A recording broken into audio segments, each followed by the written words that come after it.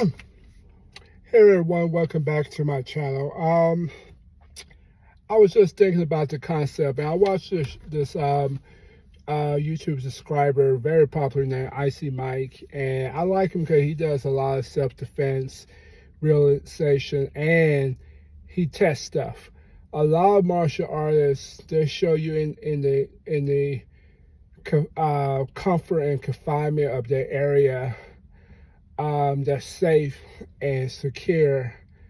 They don't show you when there's people put a little bit of pressure and they try to do the same move.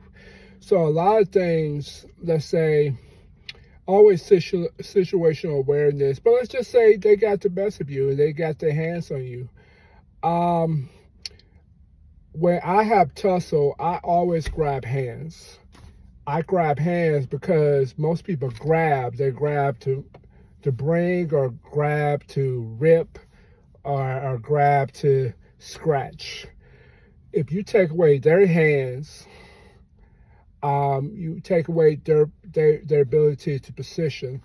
I do a lot of that in jiu-jitsu. I grab a lot of hands to kind of feel where their hand structure, for two, to see if I can do some Aikido moves like Kosakayesh or pinky or three-finger grab. That's one thing that I do. Another thing that I do for me is I love to pin people to the wall because I'm heavy. So I pin them to the wall and I lean all my body weight on them. I'm a grappler, so grappling is what I want to. But if you're not a grappler, kicking, believe it or not, keeping your hands out like to the shoulder or to the bone line is so effective. And this is another thing I would say: your open hands, any type of open hands to the face, to the throat, to the ears. I have hurt people with open hand slap to the right of their ear and mess with their equilibrium. Some type of, where a lot of styles call it heaven and earth, which is one arm high, one arm low. So if you can grapple underneath, where one arm underneath their shoulder blade to bring up and one arm down and bring them forward, most likely you'll get them to move their body over their hips. Most fighters, their weight is back as balance, but if you move, you can always tell an inexperienced fighter when their shoulders is above, is in front of their hips, which means you're off balance. So I can pull you and you'll go forward, or I can pull you and you'll go down. And if you go down, I'm gonna drop. I'm gonna do what I naturally do, is drop all my weight.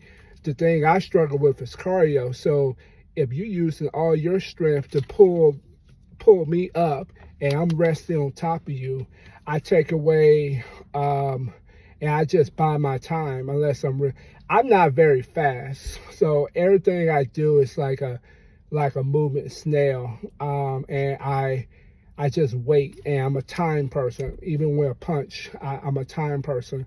I may take a punch, I may give you elbows, when you punch, because if I can hit my elbow, which is hard, against your arm, against your bones, it's gonna hurt after a while. And even your punching, it's not gonna have the same sting. When people do like Muay Thai kicks, I drop this elbow into their bone muscle right there, and that hurts.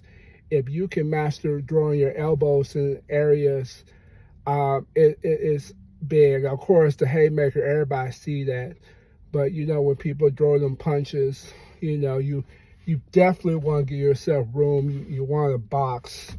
Krav Maga teach a lot of wedging to a spot to pull. There's different techniques how you take different people down. I love to separate. One thing I've done is a karate technique. It's called Jordan Uke, which is elbow into the throat and one arm down. So it put pressure on the neckline while pushing the arm, and basically you stretching the body out. And then with that, if you're really good, you can make that to a throw, or you can make that into a like a arm compliance thing. So if you catch them, you know, to the neck and arm, you can wrap your hands around this part of the arm and then around the shoulder line, and then you can pull them down and then put pressure on the arm where it's like that. And you keep your arm straight, that arm will stay consistent to take somebody down, because you don't want a lot of energy. You want consistent little things that make sure they stay down. And one thing that make them stay down is you control their fingers. If you control the arms, even if you drop weight and you can put your weight on top in front of their chest. Most people can't do that. It's just a natural defense. And basically, you just want to keep your breathing consistent throughout the entire time. You can always tell inexperienced fighters because they just brawl, punches and bunches. If you know how to block properly, Krav Maga, they teach you a 360, a range of 360, down, up, side. Karate, we do Ichi Uke, I Uke, I'm sorry, Sota Uke, Gedan Barai. Even though that's karate techniques, it simulates where people like to punches with roundhouse punches, roundhouse to the side, and kicks. Those where people punch. A lot of people don't work on keeping that punch straight when they punch people. They try to go around stuff, and that's where people get in trouble. Real fighters know how to box everything in, because this is your central line of mass.